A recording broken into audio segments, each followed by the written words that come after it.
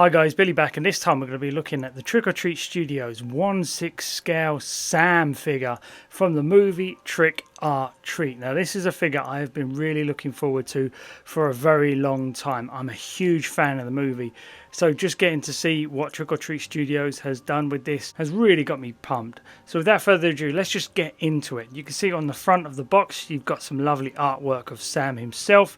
You've got the Trick or Treat logo, the Trick or Treat Studios logo. That's never going to get confusing at all, is it?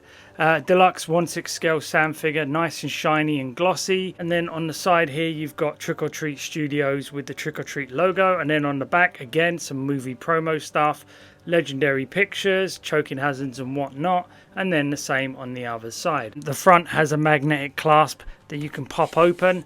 And on the inside you can see an image of the figure itself in the window, and there's some lovely artwork on the inside. Overall it feels pretty nice. The box is a little thin. I think they could have thickened out the cardboard a little bit and given us a little bit more quality, but it'll do the job, and that's pretty much all you want it to do, because you're going to want to get this guy out of the box as soon as possible, which we're going to do now. We get two clear clamshells. The front one has the figure and the accessories in, and then the second one just holds the base. Okay, let's get all this out because I really want to see it.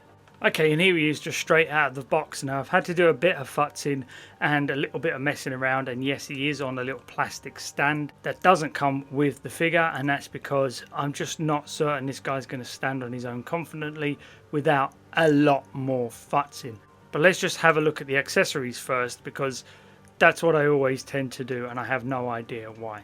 He comes with a very nice head sculpt. It's the one without the sack on. It's his normal face, and yeah, he is like a pumpkin head type character, and it's actually a really nice sculpt. You've got some very nice fine details in there. You've got some really good shading in and around the grooves of the pumpkin head. You've also got nice shading inside the eyes, and the eyeballs themselves are nice and glossy, and you can see that he's got some nice little brown spots around his jawline, and he's also got very nice detail inside the mouth, not only on the bottom with the tongue but also in the roof of the mouth as well. It's not my favorite look for the figure. I actually prefer Sam with his burlap sack head on, just because I just like the mystery. When they revealed his head in the movie, I was a little bit like, oh, you didn't have to do that. Actually, I think it would have been better if we never saw what was underneath the burlap sack, but it was just intimated, you know. But it didn't ruin my love for the movie. It's a Halloween favourite of mine. I watch it every single year now. I love it. I'd probably drive my wife mad, because every Halloween she's like, Christ, I've got to sit for that movie again. He also comes with two lollipops, one full and one half bitten, simply because that's his sort of weapon. Sometimes he bites the lollipop in half and then uses the sharp edges to, you know, exact his justice on anti-Halloween people, I guess you'd call them. And he also comes with a bunch of hands. He comes with two relaxed hands, two gripping hands, one lollipop holding hand, and one mildly expressive hand. Now all of them are pretty nicely painted, and one of the things I noticed that the fingers are all pretty much matte except for the fingertips, which are a little bit more glossy. And what I like about that is that it looks like when he's been holding sweets or eating his lollies or eating the candy bars, the sugar has sort of dripped down onto his fingertips, and he's not the kind of kid who would happily wash his hands, certainly not. So yeah, he's got little glossy fingertips, which is a really nice detail. I think some people would have completely missed that out, and nobody probably would have even noticed. He also comes with a candy bar with a razor blade sticking out of it, and it's very nicely sculpted, very nicely detailed. There's a little bit of blood on the tip. That's a very nice touch, and it does look like it did in the movie. And he also comes with a flaming pumpkin like he did in the movie. The sculpt, again, very good. I really like how nice and big it is. There's a great big plume of flames popping out of the top. It has a nice gradient of orange going up to yellow flames. It lights up pretty nicely, and I like that it actually has a flicker effect. It isn't just a solid light. There is flickering going on to try and give it that flame effect, which I really do appreciate. The sculpting's good, the details are good.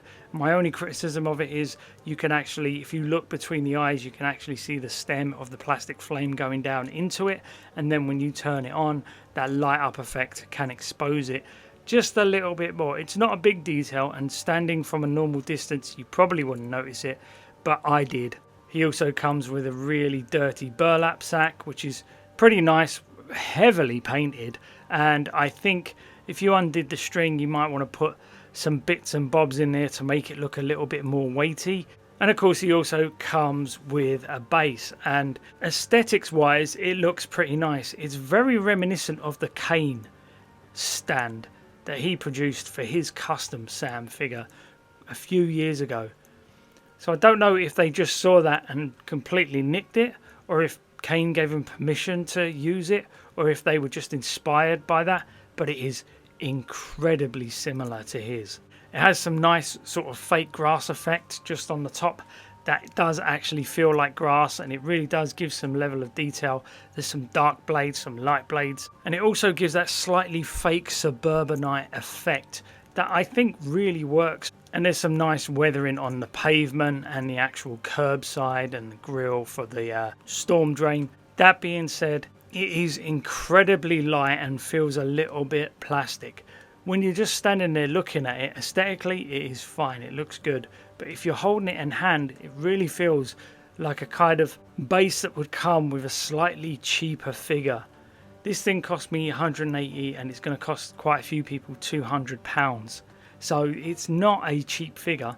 It wouldn't have been so hard to actually give us like a polystone base or something. But overall, aesthetic wise, I really like all the accessories. Now coming in and having a look at Sam himself. Now this is where it's a figure of two halves. The whole outside of it looks pretty good. I like his big orange onesie. It's nice and bright. There's lots of dirt on there. It's really weathered like it was in the movie. He's got little repair patches on there. My only criticism of that is that it doesn't really fit around the feet that well, and you've got to really futz it to get the feet into the actual feet of the onesie, and that again creates some instability. It took me a while to stand him, and that's why I've put him on a plastic base for the video, just because I do not want this guy falling over. However, the body they've used underneath feels like a normal 1/6 scale teenage body. It may be a tad too big for Sam. I think he was a little bit smaller than this in the movie, but my memory can be a bit spotty. But he feels a little big to me. Now the head sculpt itself, the burlap sack one, is hollow. It feels like a giant ping pong ball. Not a big deal, because if you actually had a really heavy head on top of that body, which is a little bit plastic fantastic, a little bit cheap and a little bit smooth to the touch, it would probably create all sorts of problems for you and just make him so top heavy as to be impossible to stand. But I like the way it's sort of frayed at the neck piece there. The rope might be a tad too thick, and it would be nice if that was a little bit more weathered, but that's something I can rectify easily. But I would have liked the burlap sack to be a little bit more weathered. That being said, the little buttons he has for his eyes look great, and the stitching down the front and across the mouth area, really good. Posability wise, he doesn't have much restrictions, mostly because the onesie is nice and loose, and they've used a highly jointed 1/6 scale teenage body, so that means you can get him into lots of different poses. You can definitely do a T-pose, get the arms out forward, get the arms up back, double bend in the elbows, double bend in the knees, nice movement in the torso and the hip area. And my only criticism is that the wrist pegs have little metal clasps inside them, like little metal pieces in there, and they show up a little bit, so you might have to move them around to try and hide them a little bit more. But the onesie will cover all flaws really.